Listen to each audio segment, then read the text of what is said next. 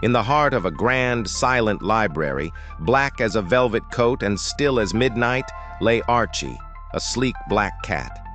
He sprawled atop a mountain of heavy brown books, all smelling faintly of dust.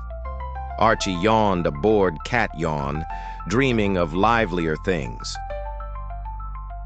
But something fluttered on the edges of the darkness. A gentle, glowing blue butterfly spirit whirled past Archie's nose. As it floated by, it dropped a tiny key that shimmered like starlight, tinkling as it landed beside his paw. Startled awake and a bit annoyed, Archie blinked his big yellow eyes. What a bother, he thought. But the light of the key was so curious that Archie couldn't help but poke it with his paw. It slid and spun, catching the moonlight, and soon Archie was bouncing after it.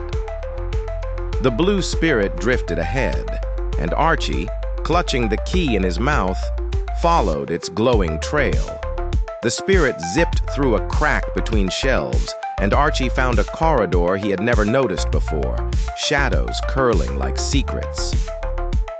The blue spirit pointed its trembling wings at a heavy, ancient book.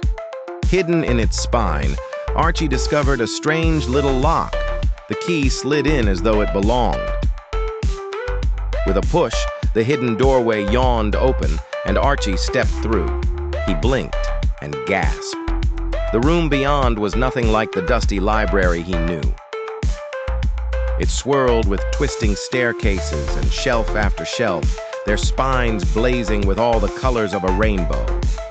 Books hovered in midair, and the whole place glowed warm and welcoming. The air smelled of magic and old stories, and Archie's fur tingled with the fizz of red sparkling magic that shimmered all around. Nearby, a tiny, round gnome with curly orange hair and glasses, the librarian, was dashing about, chasing bright orange words that zigged and zagged through the air. He was Librarian Leo, and he slipped and slid, waving his butterfly net, clearly in need of help. Leo spotted Archie and squeaked, "Oh, thank goodness, our story. Sprout, the heart of the Rainbow Library is losing its light. If it goes out, all our words will escape forever." "The only way to rekindle the story, Sprout," Leo whispered, "is to gather 3 special color words. Only then will stories shine again." "The first path," Leo said, "is through the towering red shelf, the section of courage." It looked impossibly high. Archie's tail twitched, but with a determined leap, he scaled the stack, wobbling as the books tried to slide away. He nearly tumbled, but with a nimble twist, he snatched the red word, bravery. Its letters shone bright in his mouth. Next, Leo beckoned to the shifting orange area, where all was shimmer and illusions. Here, illusion sparks danced like fireflies, and winding pathways bent and blurred. Archie carefully sniffed and twitched his whiskers, finding the true path through the maze. There he found the orange word, imagine. Their journey took them to the final area, the green section of growth.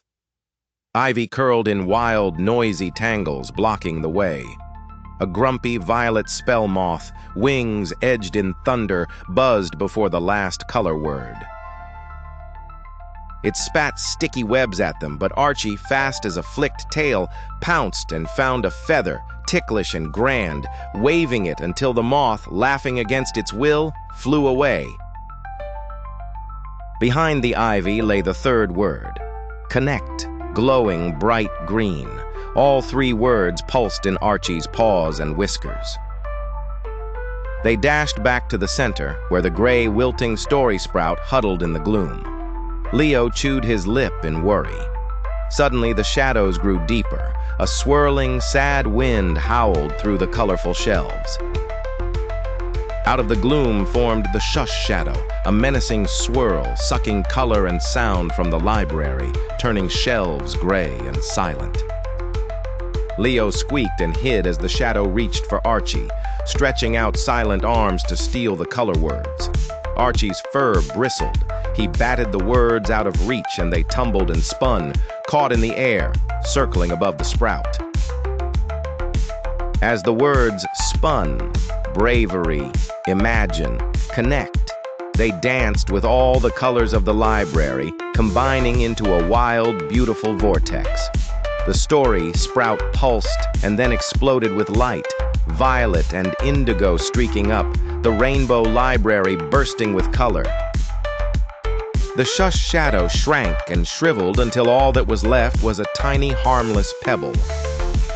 Leo peeked out, blinked, and grinned. "Archie, you did it! You freed the words. You let them find their place." To thank Archie, Leo fetched a small, soft, purple velvet cushion and placed it atop Archie's old stack of books.